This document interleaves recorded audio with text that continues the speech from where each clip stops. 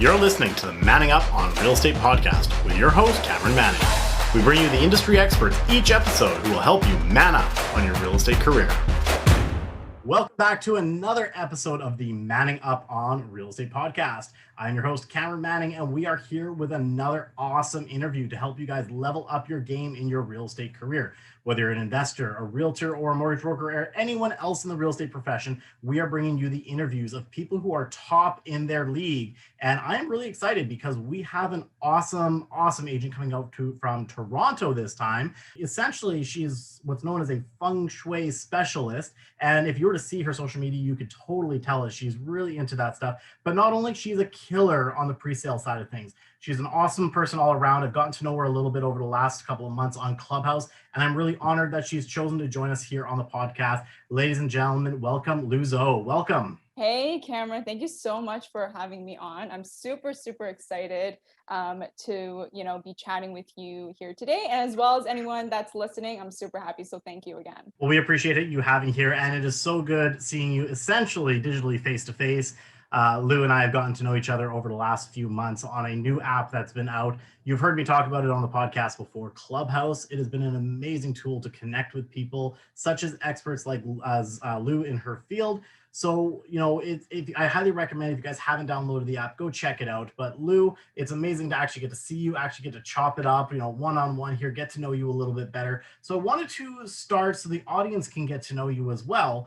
Where did you start before you got into real estate? I would like to kind of get a little bit of the background of who the person is and what led you to the decision to actually go into the real estate field.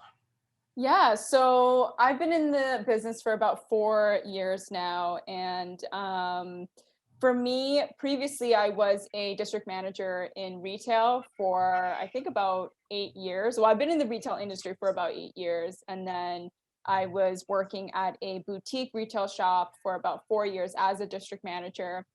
And I really found passion in just connecting with people. And not only, I guess, just the people coming into the store, but also, developing the business on the back end, bringing people on board to work with us. And ultimately, seeing what they wanted to do in their life to help them grow as well. And then through that, I met a lot of interesting people. A lot of them, were in real estate, people coming into the store, people that worked with us currently that were thinking about doing real estate in their future. And so it's always kind of been in the back of my mind, for those years, it's always been in the back of my mind. But I would say the major point came, or the major realization came when, my mother actually bought her first property. I was just finishing high school at the time. She just bought her first property. It wasn't until a year later that her and I were just kind of chatting. And at that time, obviously, I didn't care about properties. I didn't care about real estate. We were renting, before that for our entire lives. So I didn't really know anything about it. Until a year later, she sat me down. We were just having a chat, and she said, Lou, another comparable unit in our condo just sold for, $100,000 more. And this was just a year after she had just purchased. So that obviously caught my mind, right? $100,000, obviously. Where'd that money come from? Yeah, exactly. So I think that was when, I really understood the power of real estate, appreciation, equity. And further along, as I went down my retail career, I was just exposed to it from, more angles, right? People wanting, me to get into real estate, or just asking me if I was ever thinking about getting into real estate. And then literally it was like one day, it was, I don't know, it was like a light bulb came on, and I'm like, I'm going to get my license. This is what I want to do. I've loved helping people in the retail industry, chatting with them, getting to know them, building the relationships that I felt like it was just right to move into real estate as my next field. And, 4 years later, here we are. So I want to take it back a little bit to the retail side of things. So I've been talking to a lot of people, obviously, for the last week. Yeah. And there's been a trend that I'm seeing, especially with a lot of different people in the retail world. And there's clearly some translatable skills. So what kind of skills did you learn in the retail side of things that led you to being a successful real estate agent? I think definitely just getting out of your comfort zone. So something that we always did, in retail was, you had to greet everybody. You had to obviously, try to strike up a conversation with them first. What are they looking for? Building trust with them as well, right? I mean, I know a lot of people say when they walk into a retail store, they hate being greeted. They hate feeling like they're being pounced on. Oh, what are you looking for today? Oh, nothing, right? Until you build that sense of trust that, hey, I'm not just trying to take all your money in the store. I'm like genuinely trying to help you. If you're looking for something, let me help you, right?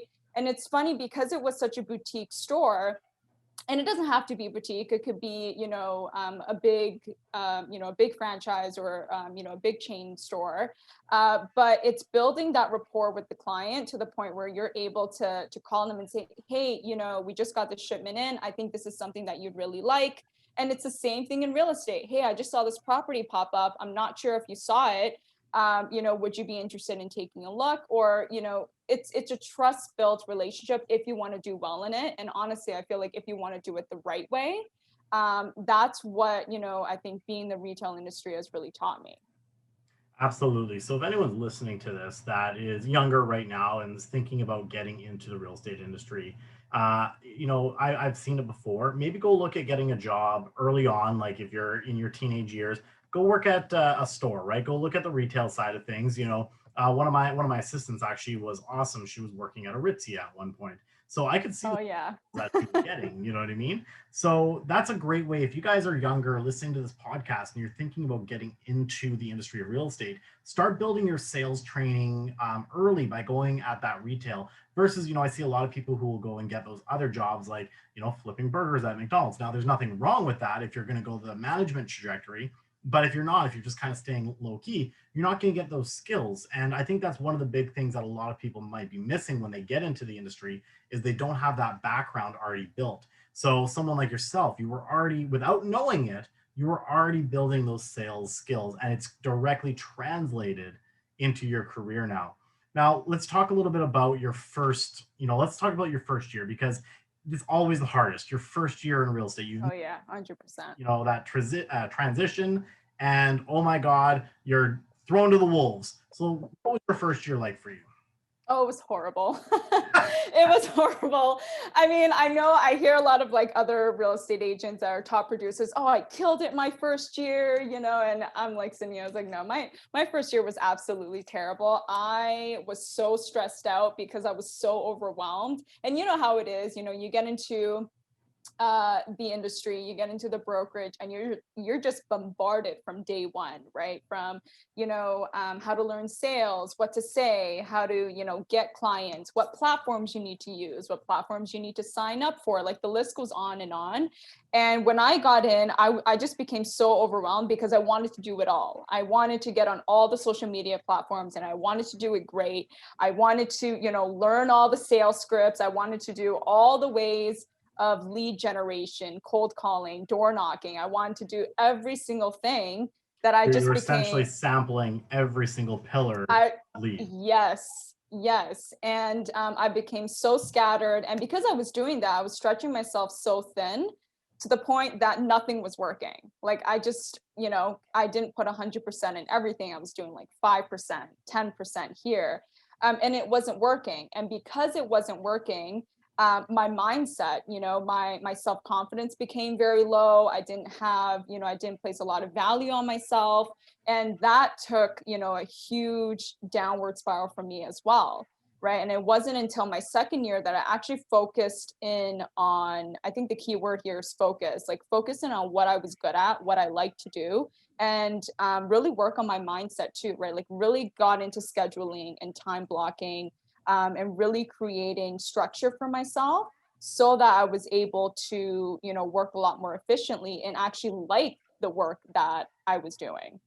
You know what? I think at the end of the day, what you just said there for your first year of real estate is a lot more relatable because, you do hear those agents that are like, oh man, I killed it my first year. I got 20 deals. I would say Yeah. they're actually the rarity, right? They either they had a system already in place and they knew sales before and they went out and crushed it, or they got lucky but I would say your story is a little bit more relatable to the thousands of realtors out there that do Yeah. struggle in their first year. Because we always see the one or two that just pop off and go crazy, and then you're like, how? Yeah. Why? And you do start that self-reflection of, why can't I do that? Yeah. And, the hard part is it's a mindset shift, as you said. You go from, why can't I do that, to how can I do that? 100%. And it seems like in your second year, that's kind of when that mind shift happened for you, and you said, okay, I gotta figure this out, like blocking, running this as a business. And one of the big things, she mentioned it earlier, was that she was going out and basically doing every kind of lead gen source, door knocking, cold calling, whatever. We always recommend, if you're new in the business, pick 3 to 5 pillars max, and try to pick pillars that complement each other as well, so that the skills are transferable, and double down on them, right? Focus is the key word she said. Focus on those pillars so that you actually are productive in your day-to-day activities. So your second year now, you're starting to get a rhythm, you're starting to get a system, uh, things are starting to build up for you. When is it that you started discovering pre-sale construction? Because I'm very interested. I know you have a background in selling a lot of pre-sale. When did that take off for you? Yeah, so my first deal actually was a pre-construction. And it's funny, talking about my first year. So within 2.5 weeks of being in the business, I did my first deal in pre-construction. So I was like, yay, I'm awesome. 2.5 weeks, I got a deal done. I'm great. And then I had like the worst year ever. But so A that, false sense of security. yeah. So how I got that deal was, I just made a social media post on a pre-construction condo that was coming out, and I wasn't VIP, I wasn't, platinum agent or anything like that. But a friend saw it on my social media and then sent it to her friend, and then her friend reached out to me. And long story short, we ended up getting a deal done, not with that particular condo, but we ended up finding her something else, and all in a matter of 48 hours. Okay. So for me, that was my first glimpse into pre-construction. Like, wow, I didn't have to, show a bunch of homes. I didn't have to, I did have to look at the project and research it, but I essentially thought, wow, this was really fast and this was, pretty easy. Right. And after that process took in place, I really just had a passion of the process of pre-construction, the building, the buying off the floor plans, everything that was kind of involved in it.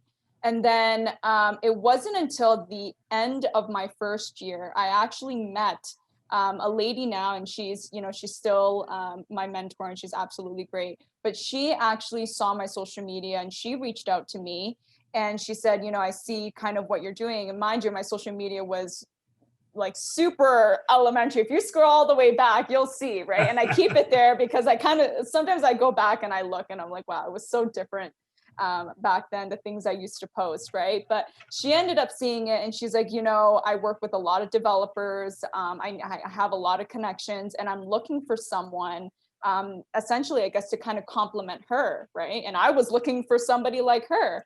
And all it takes is one, right? Like one connection Yeah. could be a game changer in your business.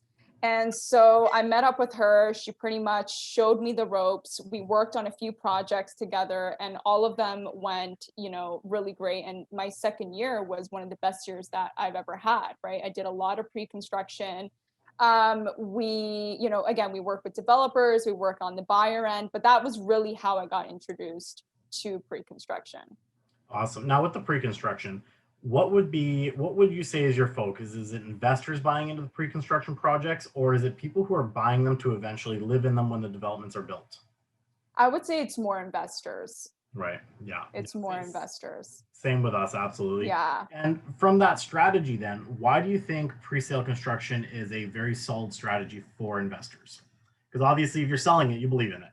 Oh, 100%. I mean, I think it's obviously, the split deposit, it makes it a little bit easier, but also the appreciation, right? I mean, you buy, let's say today, and you don't close on a condo for 3 to 4 years later, sometimes 5, depending on, delays and stuff, but that's better. Like as an investor, I prefer obviously a longer closing. Yeah. And during that time, you're able to see the appreciation go, sometimes astronomical, depending on the market, and also depending on, of course, which phase you bought. But I've seen, people buying phase 1. There's a total of maybe 5 phases in the condo. And by the time it closes, they're up a good $200,000, right? And I think that's what's, really appealing to an investor. And I can see why investors are attracted to it versus someone that's looking to live in the home, because when you're looking to live in the home, you pretty much want to get in there faster, right? Yeah. So I think that's why investors are really key, or are really attracted to something like a pre-construction development. So the one big thing that a lot of people are concerned about is that pre-sale investing is highly speculative, because a lot of people are putting their deposits in, banking on that appreciation aspect. Right. So what are a couple of ways that you work with your clients to, hedge the bets to ensure that they've got a better chance at that growth and a return than, say, anyone else walking in off the street? What are some of those strategies? Yeah, so I think what I like to show is the 10-year plan that the city has, to show that, we're not the only development that's kind of going in here, right? And what I like to show is, okay, perfect example. There's one development that came out, I think, a little bit early last year, and it was right in front of the LRT line that's going to be built, right? And there wasn't a lot of development there, but I'm like, look, I know this developer and a few other developers are going to be building here probably in the next 2 to 3 years or so. And that's obviously going to help increase your appreciation. And I think this is where, realtors have to do their research a little bit more, right? We can't just send them a project, not look into it, not do our due diligence on the builder. If it's a reputable builder, if they've built a lot in the area or in Ontario or whatever area that you're in, if they've have good reviews and such, but also the location. The location is so key. Like, what's going on there? Is it just bare bones? Like you got one grocery store and one mall, or is it going to be something bigger? Because location is key, right? And we say it in real estate all the time: location, location, location, because there's so many things that get factored into it. The schools, what's going to be built in the future, what's coming. Transportation is one of the key things, right? So I think, doing the research and, showing them that the location is ultimately great. There's, not a lot of disadvantages, bring that to them as an option, lay it out for them, and then they can decide if this is, a risk that they want to take on. Because ultimately, any purchase, there's going to be a risk, right? But if you show them, the advantages and the disadvantages, there's going to be both to each project. But if the advantages outweigh the disadvantages, I think, they've got a pretty good project there. Absolutely. And then there's a lot of advantages that someone working with you would have directly. One, it's the research, because obviously you're going to do a lot of that research for them.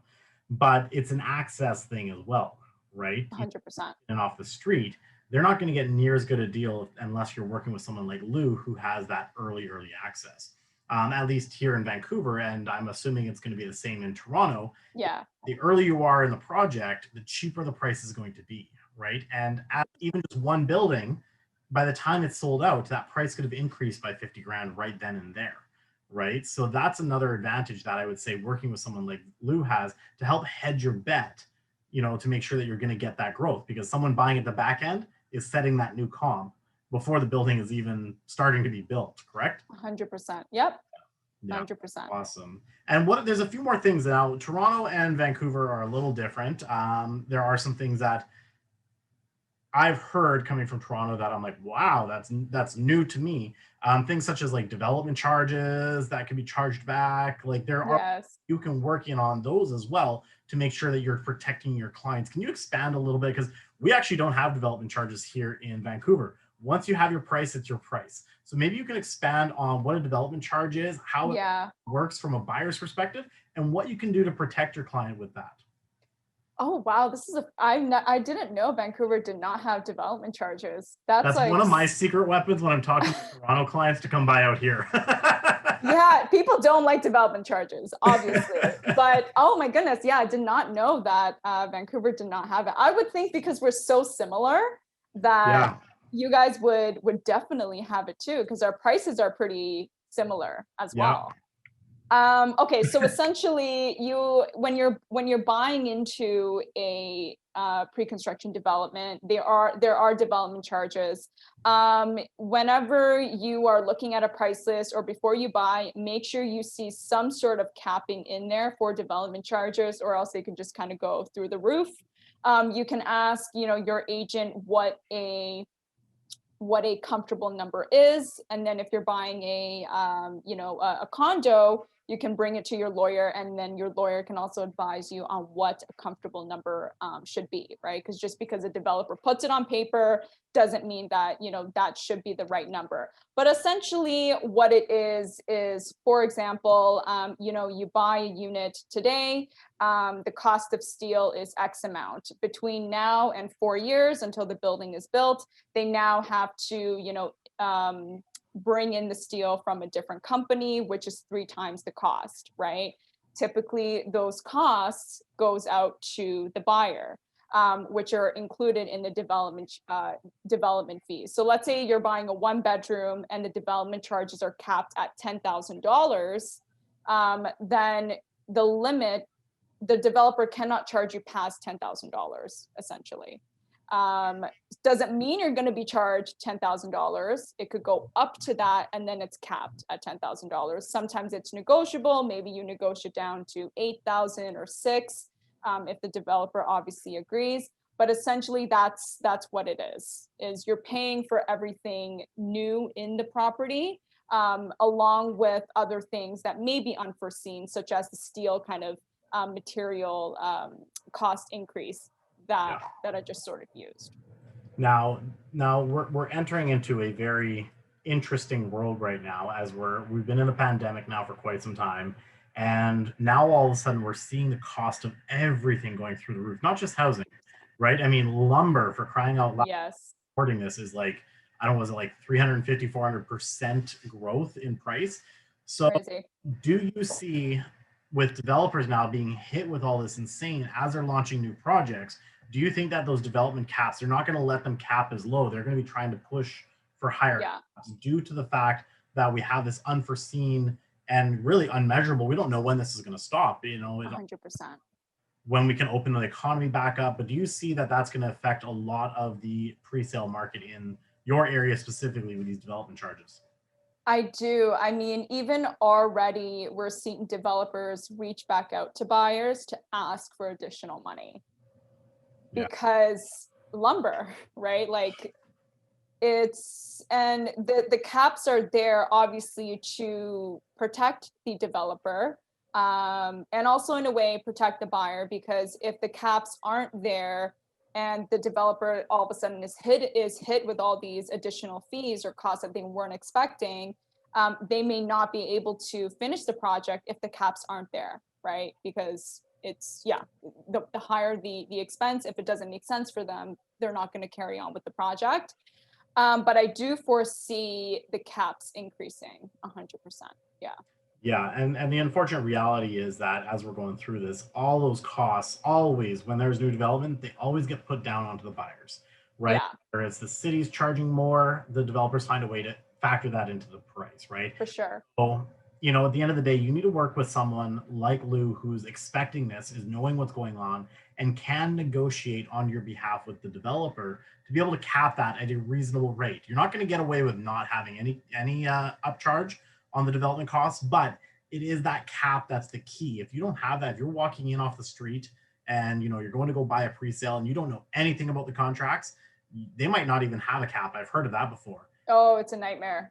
Oh man, I Yeah. can only imagine. Like I said, I'm from BC, so it's like It's shocking. I'm surprised you guys don't have it. Wow, that makes me love Vancouver even more. There you go. I'll have to sell you one of our pre-sales one of these days. Yeah, exactly. And I could go visit there. That'll be like my vacation spot. There you go. There you go. We'll go for a coffee and look at some pre-sales. Yeah, exactly. I would love that. And that's what real estate nerds do all the time. Yeah, I know. Oh, I love it. 100%. That's awesome. Well, I'm going to skew it a little bit away from the pre-sales now. And I want to talk a little bit about you marketing yourself, right? So Yeah. a few things that, has caught my eye as a potential consumer myself, looking at like, who is Lu? Like, what is she all about? And obviously, one of the biggest things that we can do as agents right now, especially during this pandemic time, is have a strong social media presence. And in all honesty, there's not realtors that I would tote highly from having such a beautiful curated page as someone like yourself. And again, I haven't scrolled back, so you've now dared to look at your older stuff.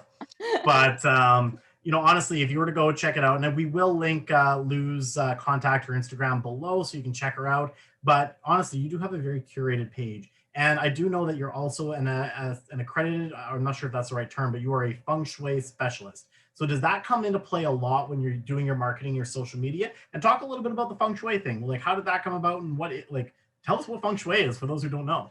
Yeah, so Feng Shui, I mean, it depends on how you look at it. I did bring it into my social media for a little while. Like I had a thing called Feng Shui Fridays where I would just give like home tips and things like that. So I may bring that back maybe like every 2 weeks or so. But Feng Shui is essentially, adjusting the furniture in your home to not only maximize space, but really to tie in with your own kind of energies and the energies of the home.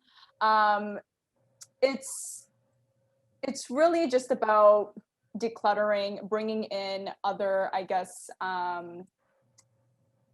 the natural elements. So like wood, fire, water, those sort of elements and fire into the home to create, I guess, more of a natural ambiance. I could get, spiritual about it, but I won't.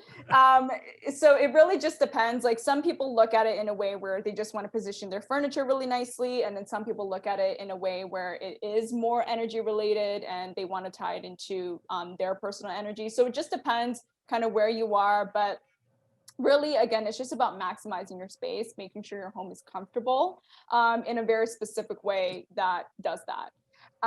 For my social media, I know my page does look really curated. Some people, I know a lot of social media specialists say that,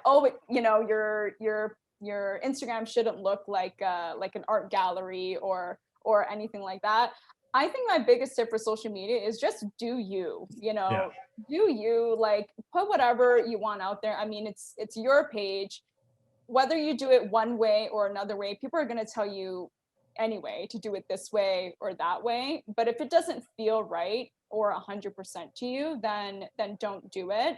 At the same time, I think, unleash your creative side. Like I love what you're doing with your TikTok, and I can tell that each thing you put out is 100% you. It's genuine.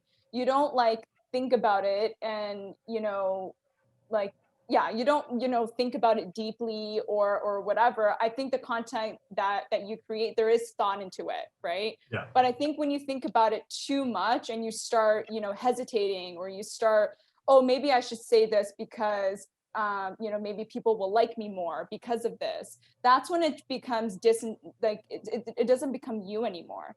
Yeah. Right. And so I think for me, my social media, sometimes I go MIA for a bit because I don't feel 100% connected, and I don't want to be posting something that I don't feel anything towards. And that goes with just listed, just sold, and things like that, because I want to be able to tell a story and feel 100% behind it, and put my heart into it, right? A lot of my clients too, like they follow me on social media, so the last thing I want is to be able to post their home or something I help them with and be half-ass about it, right? So I think that's the main thing with social media, is if you are putting yourself out there, like for me, if it's the Feng Shui thing or other things that I'm interested in, I want to make sure that every piece of content that I put out is 100% me, and I feel it in the moment, right? When I do post it out, I think that's important. And you're also expanding a lot more into YouTube as well. I've noticed you're starting to create YouTube content and then chunking it up a little bit, adding it to your Instagram. So tell us a little bit about what's going on in the strategy there. What's the goal and where do you see that going long term? Yeah, so YouTube, I got into YouTube, I would say a year ago, but I really got consistent with it, I would say this year. So about 6 months. So yeah, for a year I was really on and off. I would post like from time to time. But really I think I mean, you and I can both agree that video content is, it's catching a lot more attention and it's more helpful, right? Rather than like reading a long post. And so for me, I obviously want to I definitely want to be a little bit more creative on my YouTube channel. I think my first sector that I'm working on would be, or my first platform would be Instagram. And I want to somehow bring that over to YouTube and show a little bit more of myself. I've been pretty strict and like direct on there. And I want to, Instagram is all photos and you can do reels and stuff like that too. But I do slowly want to bring, I guess, a little bit more of my personality onto YouTube. So that's my Yeah. goal. And I'm kind of slowly working on that behind the scenes. But as of right now, it's still, tips for buyers, sellers, agents, things like that. Like still topics that I'm passionate about 100%. Well, absolutely. And I remember you had a video recently that, obviously I'm not the demographic for, but I was sending it to every female realtor I know. And it was about protecting yourself, I believe it was, right? 100%. And Yeah. that's the kind of stuff that is very important to put out there. And I appreciated the fact that you're sharing those tips because some people are afraid to put themselves out there on that video, and yet they need to hear this stuff, right? So at least we can like spread that news, and you're kind of being a champion in a way for the female realtors out there. Thank you. Oh my goodness. That's so nice. Right? Yeah, so I thought, I'm like, this is brilliant. So now you're also adding another layer here. You're starting to essentially give back to the industry that's now been giving you so much by helping other agents with some of that video content. So just so you know, people notice. I mean, absolutely. And I think you're doing an amazing job with it. Thank you. So I mean, at the end of the day, I highly respect her Instagram because mine is a little more jumbled. I am more that guy who just No, it doesn't matter. It's perfect. It's I know, perfect. and that's what I mean. Like to each their own. But some people are very much like that. So if that's what you feel, that's the inspiration you want to go for, I do highly recommend you check out her Instagram page. And I know a couple of agents who have very beautiful pages. And would you say that you are generating leads from that now? Yes. Yeah. 100. Yeah, for sure. I mean, I would say almost now every time I make a real estate post, I get actually, a DM or a comment or someone asking me about it. Every time I post a quote or, a photo of myself that has, I guess, more of a uh, personal description or anything, I do get people reaching out. And again, it's not about picking up leads and whatever. I think social media, like the platform, you will generate leads just naturally from being yourself and attracting people that are like you. But it is, I would say, a long-term game. um, 100%. yeah. And so, for the newer agents that are listening, if you are new, or maybe you're just starting on social media and you made a couple posts and you're like, oh, it's not working. You just got to put a little bit more, into it. And it's great for attracting or getting in touch with like your sphere of influence. I mean, in all honesty, I think it took me 2 years on social media before I did actually quote unquote convert a lead Yeah. social media. The biggest mistake I do think people make is they have it as a fundamental lead gen source right out of the gate. And I know Yeah. agents who absolutely crush it. And their whole business is now on social media. I mean, I talked about it before, but we had Greg Chin from Las Vegas. Yes. He built his entire business on TikTok, which is phenomenal. But that's not going to happen necessarily to everyone unless Right. you really targeted plan. However, you still need to be consistent with it because it is a part of marketing. And I also feel it's a great way to connect with your already existing sphere at the end of the day, because it's not just about the content you create, but it's the engagement that you give to other people as well. right? Going and 100%. commenting on somebody else's post saying, hey, I'm super excited you got that new puppy, or congratulations on the new baby. Have you ever thought about making a move now for more room? Exactly. Right? So there's so much you can Exactly. do, outside of your own page, right? And I think that's the problem is that in a lot of ways, people get so focused heavily with social media on the vanity metrics, right? Yeah. How many followers I have, how many likes Yeah. this got, which it's not about that Doesn't matter. thing. Yeah. I had one of my social media coaches on here a couple of years back. His name's Carlos Gill. He talked about it. He's like, I would rather have 200 people than 200,000 that actively engage with my content and are raving fans than the 200,000 that follow me and don't ever look at my content. Right. So that's something to keep in mind. Oh, it's so true.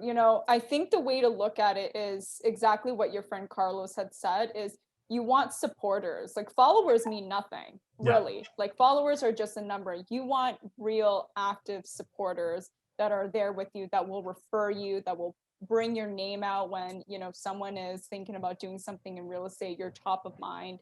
The followers don't mean anything. And I think that's also something that's harder for newer agents to overcome is they get into the business and they see all the social media pages of realtors, and they're doing tons of business, and they've got so many followers, and they get discouraged, right? They get discouraged as to, oh my god, look at that, like they're so far ahead already. But it's okay, like again, scroll down to my first Instagram, or Mine scroll too. all the way down and see, because we all started from somewhere. We didn't start Yeah. off like that. So Exactly, exactly.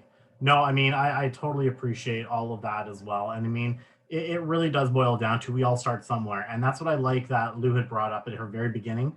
Her first year was like super terrible for her. yeah.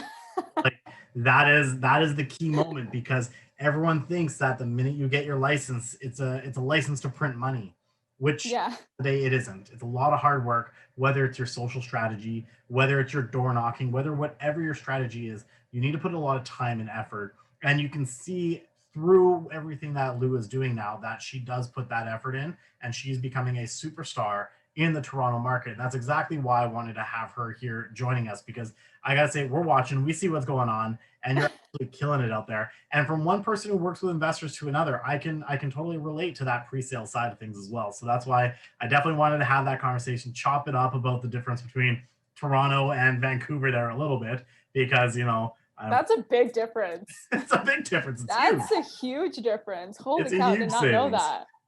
Like I Oh, it's said, massive.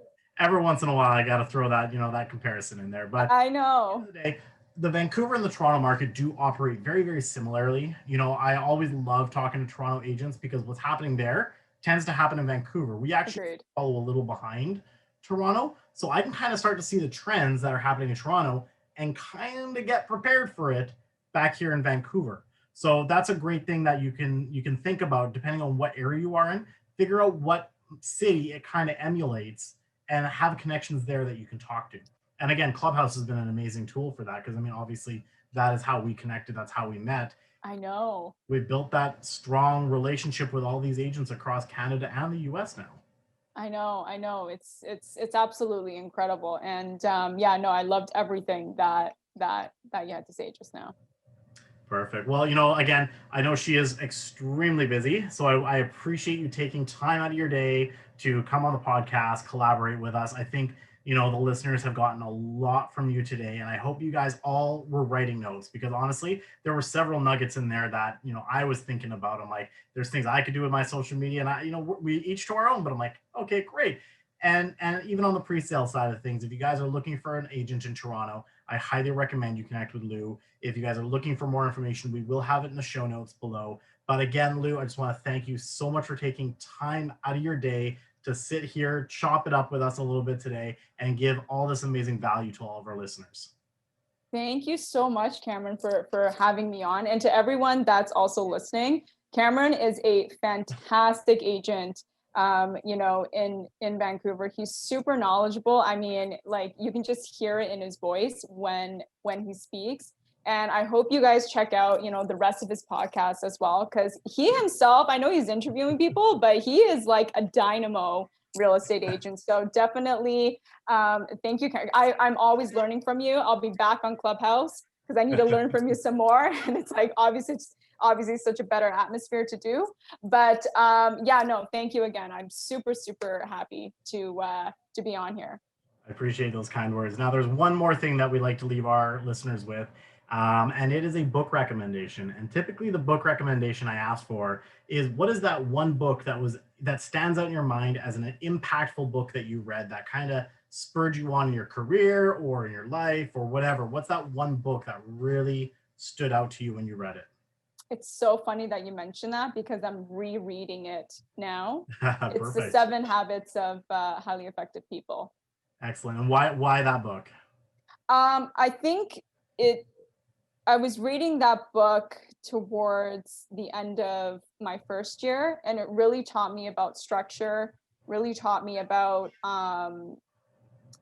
relating to people and understanding, where I was in terms of like where my mindset was and things like that. And I think the main thing was, for me, understanding a win-win situation. That's one of the habits in there where, you get into this industry and you all of a sudden you feel like you're in a highly competitive market, which is true. It is highly competitive. There are a ton Right of now out there. Yeah. But, I think when I first, started, I would have never wanted to collaborate with anyone in my area because I would see them as competition. But, in a win-win mindset, there's so much to go around for everybody. There's a piece of a pie for everybody. You never know, again, the power of one, right? You never know who you can meet and collaborate with that's ultimately going to change your life. And that could be someone in your market that's also a real estate agent, right?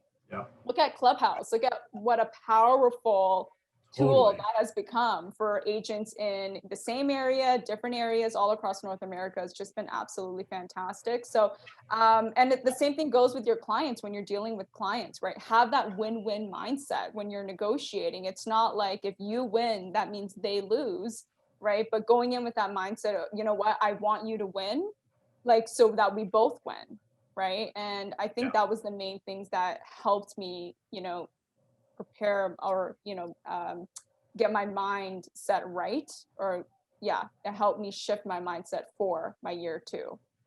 Love it. And at the end of the day, the one thing that every successful person does is they read books. And that's why I always like to ask for that book recommendation. If you're listening to each of these episodes, we've heard different books from different people. So you can start to build your library of all these books that have impacted other people that may impact you as well. And if you're not a big reader, do what I do. I like to listen to books now. I throw on an Audible. I'm driving, especially as a realtor. I drive everywhere. So that's a great way that you can listen to that book, get the content, and still, multitask almost. So I highly recommend go pick up the book, Seven Habits of Highly Effective People. And it was it Stephen Covey?